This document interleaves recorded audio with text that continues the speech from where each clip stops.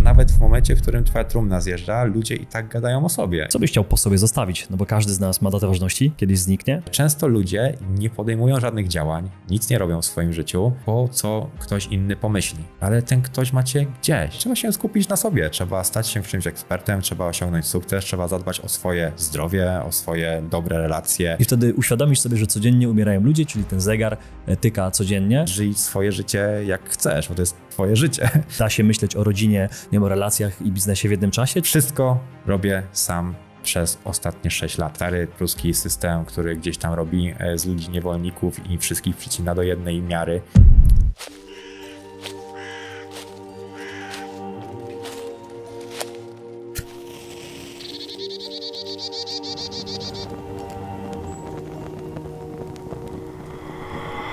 Zapraszam Was na wyjątkowe wydarzenie, które odbędzie się 1 i 2 grudnia w Wieliczce. Będziemy rozpalać serca i nieść światło. Mam nadzieję, że się spotkamy.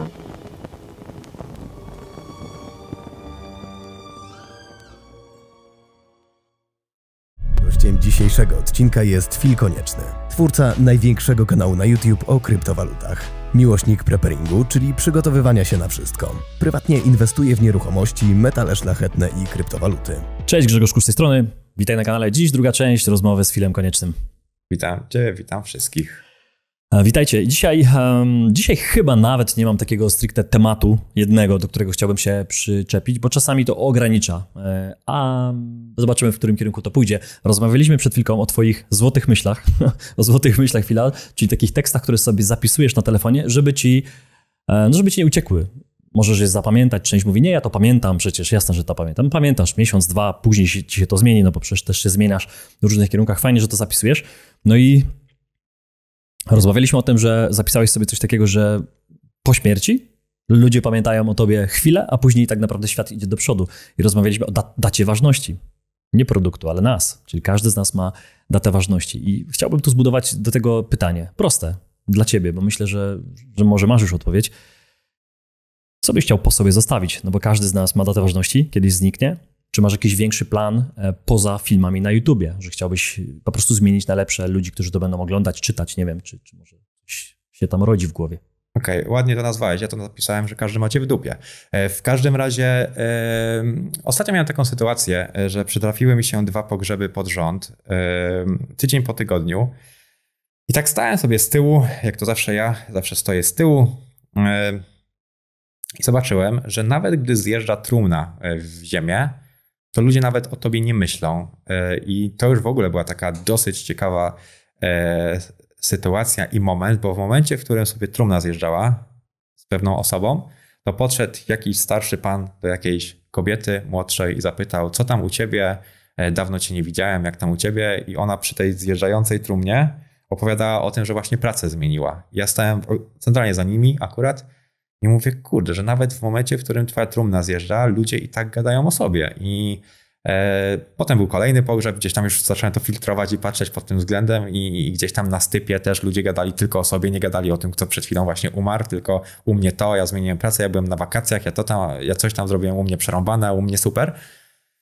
I zobaczyłem, że tak naprawdę każdy tylko patrzy na siebie i ogólnie ludzie mają cię gdzieś, tak jak to zapisałem. I nawet najbliższa twoja rodzina płacze po tobie tydzień, 2, może 3. Po 3 tygodniach odpalają Netflixa i przechodzą do porządku dziennego, do normalności.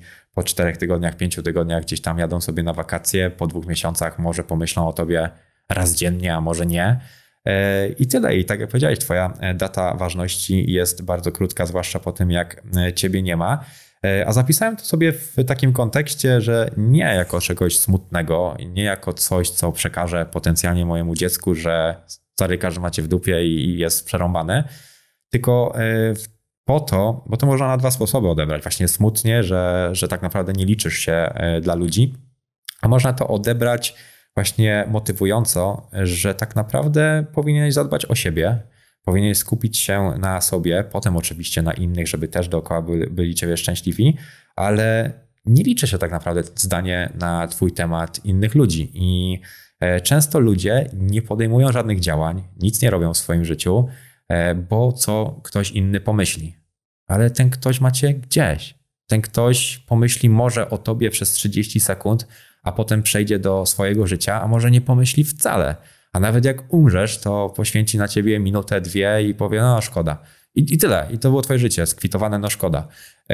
Mój dziadek w ogóle był prześmieszny, bo on na pogrzebach zawsze wychodził i było przemówienie i zakończył je zawsze lepiej, że on jak ja. I tam część ludzi nie odbierała tego zabawnie, a część się śmiała. W każdym razie, a zawsze tak kwitował, że lepiej, że on jak ja. W każdym razie to troszeczkę też jest taka kwintesencja tego. I gdy sobie to ludzie uświadomią, to okaże się, że powinniśmy zadbać o siebie i nie ma znaczenia, co ktoś o tobie powie, co ktoś pomyśli, bo tak naprawdę w twoim życiu liczysz się ty, potem twoja rodzina. Ważne jest też, żebyś ty osiągnął sukces dla swojej rodziny. I ważne jest, jak ty się czujesz sam ze sobą, więc to jest bardzo, bardzo motywujące. A jaką lekcję taką większą z tego wyciągnąłeś, poza tym, że ludzie o tobie nie myślą, tylko w sensie jakie działania podjąłeś? No byłeś na tych kilku pogrzebach, Znaczy, to już jest po fakcie, ja już jakby osiągnąłem swój sukces finansowy, gdzieś tam też powiedzmy ze znajomymi mam sukcesy rodzinno-przyjacielskie, zdrowotnie też jestem spoko, więc jestem szczęśliwym człowiekiem. Tylko to bardziej był taki wniosek dla kogoś, powiedzmy mojego potomka albo dla innych, nie? Że ty się dla ludzi tak naprawdę nie liczysz, nie? I przyjdzie twój znajomy i powie, kurczę, mam raka, nie? I ty powiesz, no przerąbane, pomyślisz o nim 2 tygodnie, może tydzień i przejdziesz do porządku dziennego. O to chodzi po prostu, że trzeba się skupić na sobie, trzeba stać się w czymś ekspertem, trzeba osiągnąć sukces, trzeba zadbać o swoje zdrowie, o swoje dobre relacje gdzieś tam międzyludzkie i żeby ze swoją rodziną dobrze żyć, zadbać o najbliższych, zadbać o swoje finanse, a większość ludzi tego nie robi, bo boi się, co pomyślą inni. Bo sąsiad powie, że ukradłem, skoro mam lepsze auto, bo będą się ze mnie śmiać, jak mi nie wyjdzie biznes, bo ktoś tam na przykład mnie skrytykuje, że coś robię. Walić to, nie? To jest twoje życie i ty tylko przeżyjesz swoje własne życie i żyj swoje życie jak chcesz, bo to jest twoje życie. Więc to taki był bardziej wniosek, który jest nie, żeby to odebrać pesymistycznie, no bo my tak samo myślimy o innych, jak inni o nas, czyli wcale praktycznie, tylko żeby wziąć się do roboty i nie patrzeć na innych, co ktoś powie, co ktoś pomyśli, tylko robić to, na co masz ochotę w swoim życiu. Ja kiedyś wspominałem, że spotykałem się z milionerami dawno temu i podchodziłem na stacjach benzynowych. Ostatnio słyszałem, że ktoś o tym powiedział, że tak robił. Jeśli zainspirowałem, to spoko. A jeśli to była historia tej osoby, to też generalnie warto rozmawiać z mądrzejszymi. Część z tych ludzi była bardzo mądra. Jedną z rzeczy, którą ta osoba mi powiedziała, to pasuje do tego, o czym rozmawialiśmy teraz i ona mi powiedziała taką rzecz. Idź raz na jakiś czas na pogrzeb.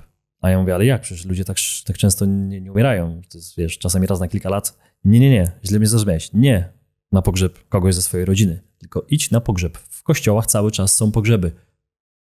I dalej nie zrozumiałem. Po prostu wejdź na pogrzeb obcej osoby i stań w ostatniej ławce i codziennie są pogrzeby. I wtedy uświadomisz sobie, że codziennie umierają ludzie, czyli ten zegar tyka codziennie i wtedy jeszcze bardziej docenisz, jeszcze bardziej będziesz widział, że czasu jest mało, że jesteśmy tu na chwilę, że ta data ważności jest i to nie ma być demotywujące, tylko tak jak powiedziałeś, to ma być motywujące właśnie do tego, że nie masz czekać, bo nie ma na co czekać, bo nie wiesz kiedy i to jest mega fajne. A drugą rzeczą, o której powiedziałeś teraz, to chciałem zapytać, bo to jest mega pytanie, które chciałem ci zawsze zadać, ale zawsze albo nam brakło czasu, albo o nim zapomniałeś, bo mówiłeś w kwestii finansowej, ale i zdrowotnej, że zdobyłeś sukces i możesz pewne rzeczy robić. No to mam pytanie, takie złożone. Pierwsze, mój kolega mi kiedyś zadał, więc to je zadam. Co jedzą milionerzy, czyli jak dbają o jakość jedzenia, bo wiemy, że jakość jest fatalna wszędzie i generalnie trzeba bardzo szukać albo samemu produkować, żeby wiedzieć, że nawet ten rolnik, który robi dla siebie, bo nam tak powiedział, a nie na sprzedaż, to robi dobre i nam to dobre sprzedał. To jest pierwsze pytanie, czyli gdzie kupować, czy masz takie miejsce i to dużo więcej kosztuje. A drugie, w kontekście przedłużania sobie życia, no bo też wiemy, że mając pieniądze można różnego rodzaju rzeczy kupować na rynku, które po prostu przedłużają nasze życie, więc jak to u ciebie wygląda? Okej. Też, żeby widzowie dobrze zrozumieli, mówiąc, że jestem zdrowy, to też nie oznacza, że wszystko ze mną jest jakby super okej, bo swoje choroby też jakieś tam mam też jakieś torbiele i inne problemy, tylko że po prostu mi w życiu jakby nie przeszkadzają.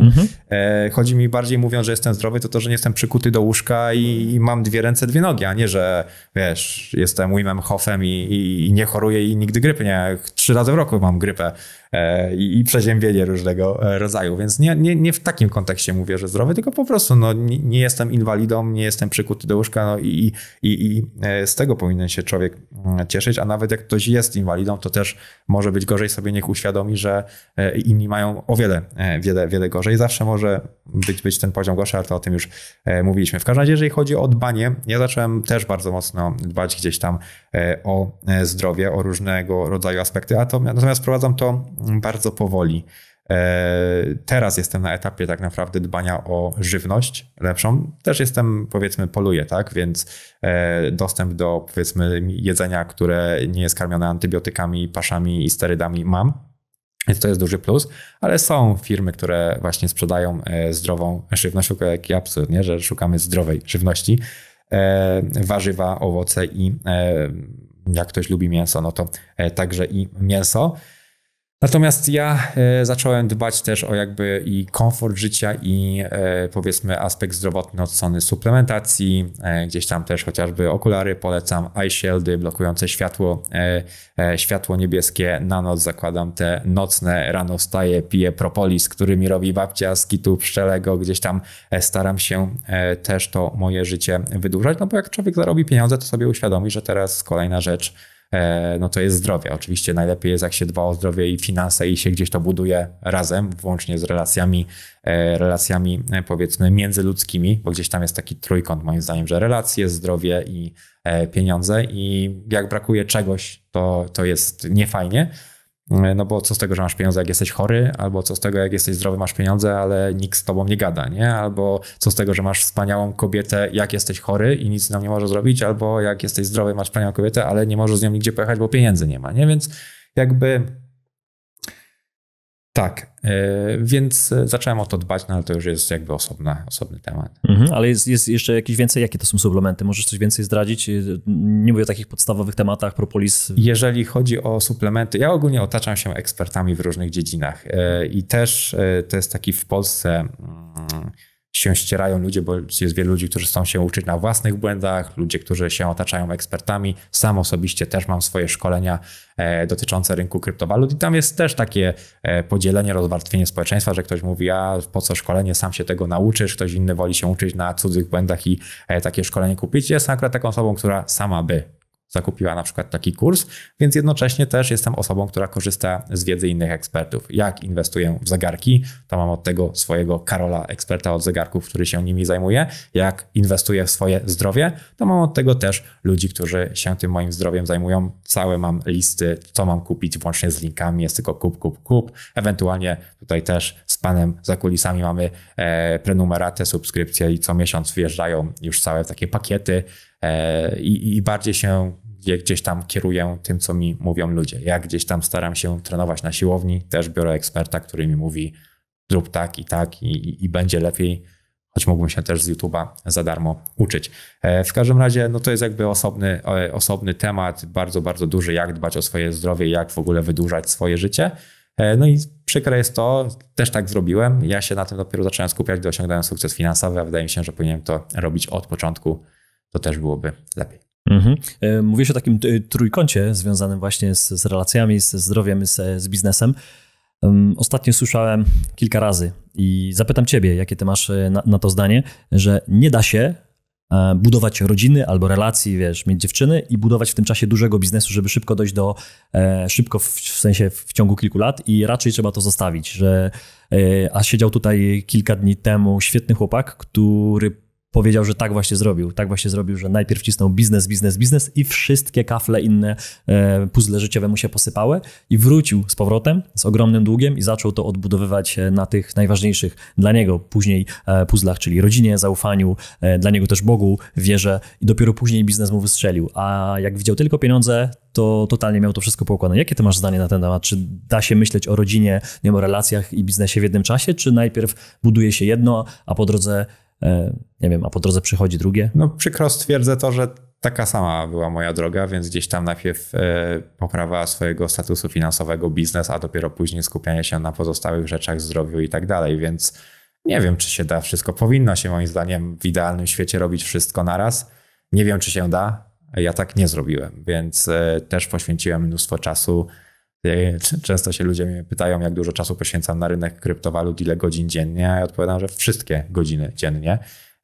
I tak było właśnie na samych początkach, gdzie po prostu ten czas wolny, który miałem, poświęcałem na to, żeby gdzieś tam swój poziom finansowy polepszać.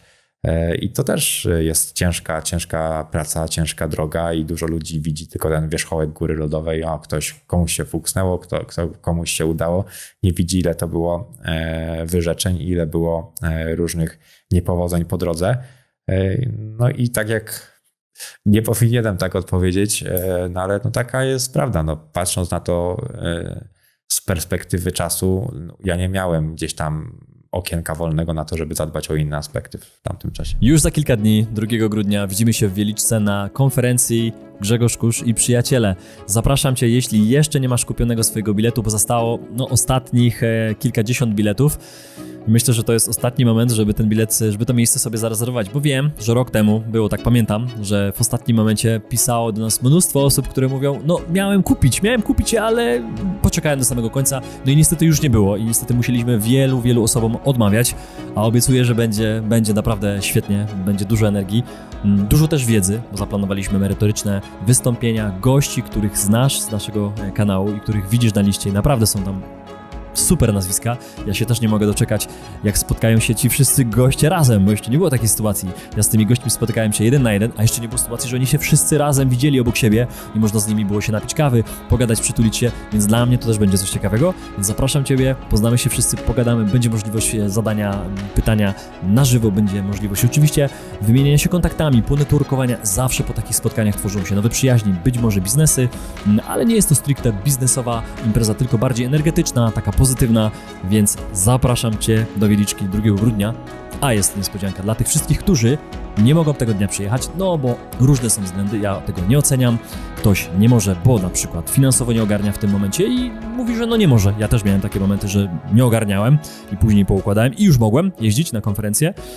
No, wydałem bardzo dużo na konferencję i zawsze się to opłaciło, bo były świetne kontakty, więc dla wszystkich tych, którzy nie mogą z różnych względów, czy to zbyt daleko mieszkają, czy to może są chorzy, może złamali nogę i wiedzą, że będą przez najbliższe 2 miesiące uziemieni, to będzie coś, czego na początku nie ogłosiliśmy, czyli transmisja online, transmisja live ze wszystkich tych wystąpień, więc będzie można troszkę chociaż poczuć, co tam się dzieje pod Krakowem na tej konferencji Grzegorz Kusz i przyjaciele. Także zapraszam wszystkich, zarówno tych na żywo, jak i tych, którzy będą z nami online. Do zobaczenia.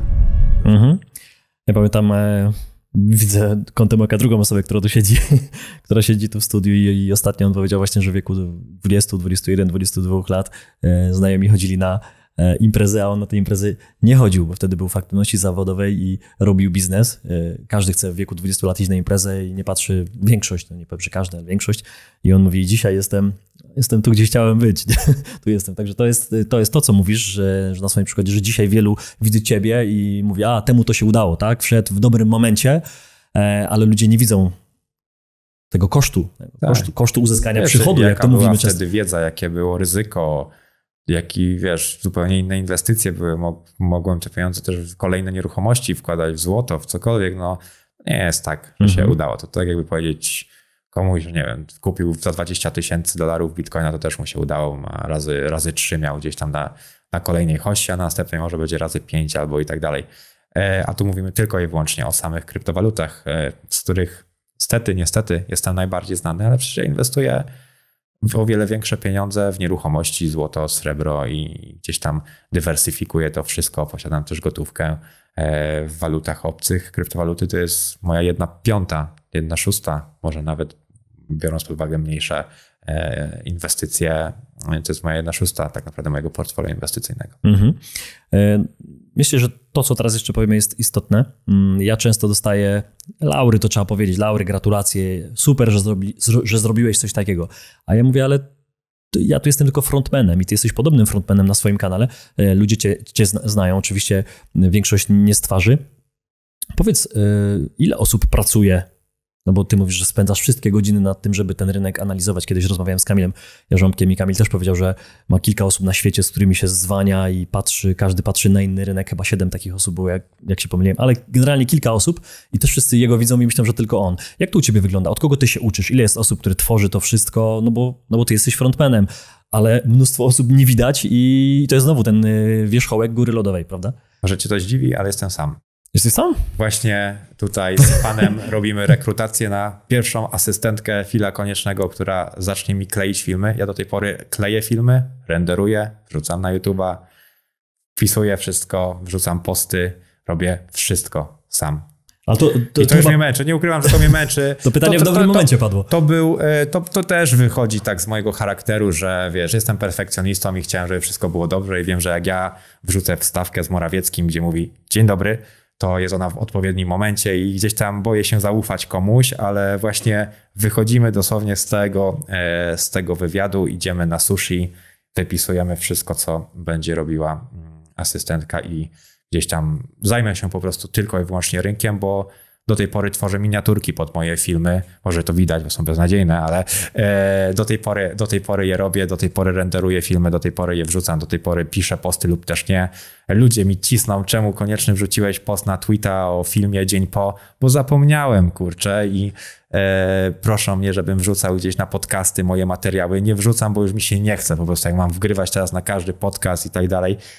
Wszystko robię sam przez ostatnie 6 lat, więc asystentka się przyda. Niedługo się to zmieni. To powiedz, co zrobisz z tym czasem, który asystentka ci odda. Będę więcej żyć. Nie, zobaczymy, ale nawet sobie ostatnio uświadomiłem, wiesz co, ja robię około 50 000 kilometrów rocznie samochodem.